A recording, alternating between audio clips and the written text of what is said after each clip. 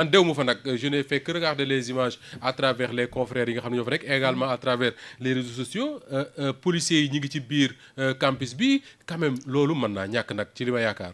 Moustapha dafa mel ni ñi duñu déglu parce que démb fii la ñu toog bi ñuy wax ma ne la Moustapha nañu fexe ba franchise universitaire yi buñ ko lever. mais tey jii suñu demee ba ñu joxe ordre ñu lever li nga xamante ne moom moo di franchise universitaire yi Moustapha lan nga gis.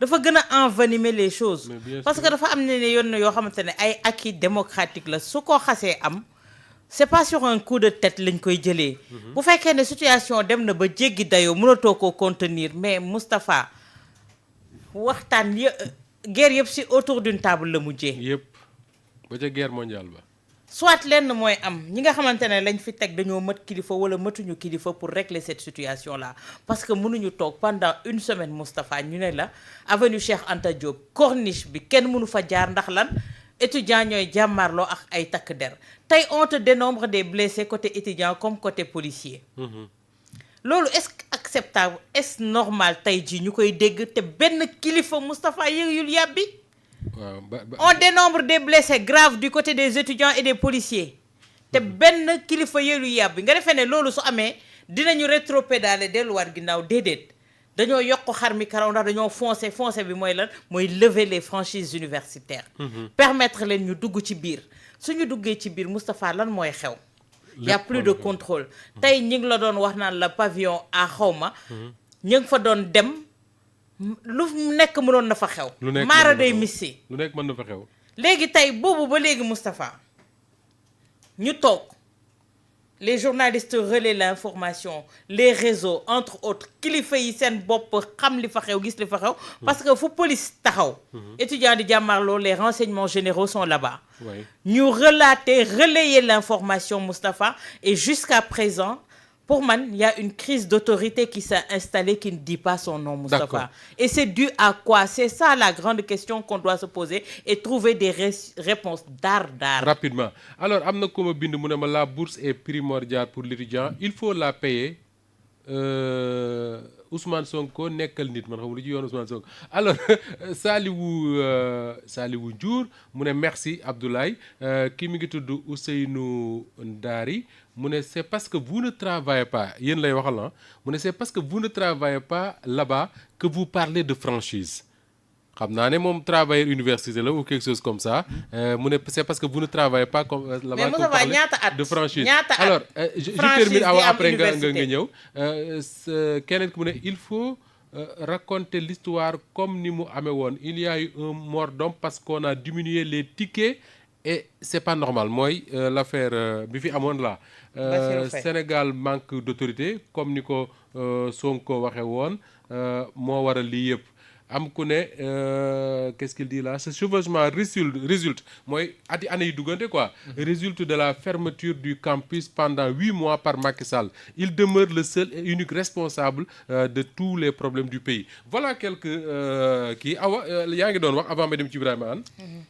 xam nga dañu ne xam nga mi ngi wax chevauchement lii yëpp Macky la woon mais dañu ne état continuité la te Moustapha dañu ñëwoon pour jëloon à bras le corps le problème yaa ngi wax ministre de l'enseignement supérieur bi njëkk ñëw lan la waxoon dañuy régler le calendrier oui nee na woon bokk na ci ses premières missions le calendrier universitaire mais tey moom bi muy toog 2024 ba léegi Moustapha y a des arriérés de bourse yu ñu war a fay mais depuis lors lu tax de 2024 moom bi muy toogee ba muy jóg y a pas eu de remous y a pas eu de problème lu tax étudiants yi amoon compréhension ne comme que ñii dañu ñëw parce que buñ ko occulter y a une once de politique parce que dañu ñëw ne dëkk bi dafa am problème économique nañ leen muñal mais Moustapha suñu demee ba tollu fii ñu gis ne autorités yi li ñu waroon nekk dëggantaan te sukkandiku ci nekkatuñ ci ñi ngi jël la politique mettre ko au devant Moustapha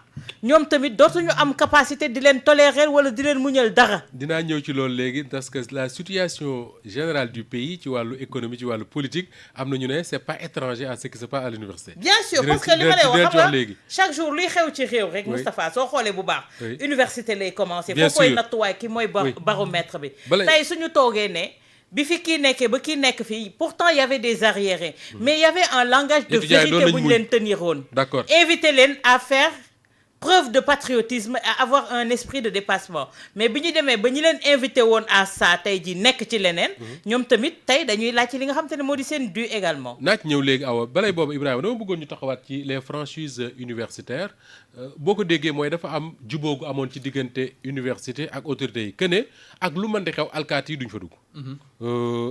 alkaati yi du dugg université ci biir ci buntu bi lañ daan nekk xale yi di sànni ñuy sànni ñoom it mais tey dugg nañ fa mais li ko waral alkaati yi jékki-jékki wuñ sol seen tenue ne dañuy dugg autorité université yi ñoo autorisé ñu dugg fa. Effectivement. Voilà. Effectivement.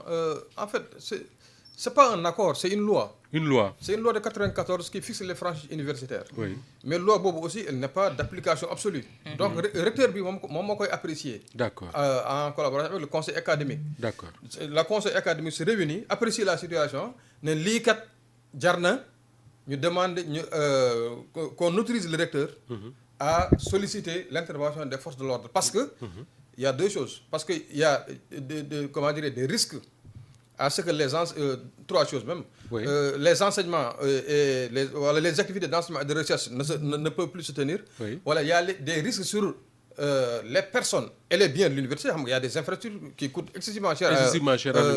au niveau de l'université. Oui. Voilà, il y a des gens qui sont en train de commettre des crimes et des délits sur l'enceinte de l'université. L'université rek loolu de vocation. Waaw. Mais s'il y a des gens qui sont en train de commettre des crimes ou des délits sur l'espace universitaire, notamment sur le campus pédagogique, Oui. donc le procureur, Le recteur. Le recteur est fondé à demander à ce que les forces de l'ordre interviennent. Donc le pauvre recteur aussi, on le charge de plusieurs actes. C'est la loi qui le dit. loi moo ko may. Loi moo ko may. Loi moo ne si toutes ces conditions-là sont réunies et que le conseil académique lui-même se réunit donc apprécier situation bi xool ne gis ne lii nii war nañu ko def donc conseil académique dafay jox ordre au recteur à ce qu'il le fasse. Oui. Conseil académique bi dafay mel ne fii day mel ne genre conseil d'administration. Waaw. Le conseil d'administration qui demande à un directeur de prendre telle ou telle Telle mesure. décision. Donc fi ne nii jusque-là le recteur on peut dire qu'il est dans son bon droit et que ñi nga xam ne aussi ñoom ñooy les forces de l'ordre aussi comme tu l'as dit ils sont pas réveillés un beau matin xëy sol seen daal dugg foofu. Waaw. On leur a demandé de venir par quelqu'un aussi qui a autorité à leur demander de venir. Oui, le recteur. Mais li kii maa ngi ko doon wax sànq mooy que ñun ñëpp quand je dis ñun ñëpp mooy l'État mooy le Sénégal le pays ñi ngi tànkamlu loo xam ne dafa nekk mbir mu doy waar. muy lan. waaye muy cette crise universitaire là. Oui. boo xam ne mën na jur leneen. surtout que bu demee ba am link parce que aussi il y a les syndicats d'enseignants il y a les syndicats au niveau des secteurs de la santé il y a d'autres syndicats yoo xam ne ñoom aussi commencé nañ di yëglu donc bu demee ba am link sur ces mouvements sociaux là mën na jur leneen loo xam ne foogee wuñ ko woon alors que Oui. Abdoulaye mi ngi ko juñu sànq pour moins que ça dans les pays organisés et je me dis que le Sénégal est un pays organisé man moom loolu lu ma gëm la. Oui. Pour moins que ça donc les gens ils mettent tout de suite une cellule de crise Oui. tout de suite. Oui. Une cellule de crise boo xam ne où il y aura les représentants du gouvernement les représentants de la société civile même comme notre configuration sociale les représentants des chefs religieux. Oui. ak ñi nga xam ne aussi moom mooy ñuy woowee souvent les médiateurs sociaux par les exemple. médiateurs sociaux ak même les étudiants aussi il faut les écouter. Oui. Il faut les écouter mais comme loolu mënul am au moins je me dis que la première des choses aurait été pour le ministre de l'enseignement supérieur de recevoir une délégation d'étudiants. Oui. Au moins bu ñu recevoir les présidents des amicales parce que souvent ceux qui sont sur la rue di sànni ay xeer c'est pas eux qui dirigent la grève. déedéet. D'ailleurs c'est jamais eux qui dirigent la grève. Déedéet. Donc ñooñu mën nañu ceux qui dirigent la grève état bi à travers le ministère de l'enseignement supérieur et le directeur des bourses le directeur de l'enseignement supérieur ak yooyu état bi mën donc wax ak ces gens là xool li si possible boobaa même la question des franchises là l'application en tout cas je parle pas de la loi en tant que telle mais l'application des franchises là ñoom même étudiants yi mën nañ dem ba xam ne lii kat situation bi si on demande pas si on requiert pas les forces de l'ordre pour que ñu dugg ci campus même ñun étudiants notre vie est en danger même les étudiants ils peuvent bu boobaa si on prend la mesure de comment dirais de suspension des franchises universitaires ñëpp dinañ ci day doon loo xam ne ñëpp dinañ ko appliquer. wala ñëpp dinañ ko nangu parce que ñëpp ci d'accord.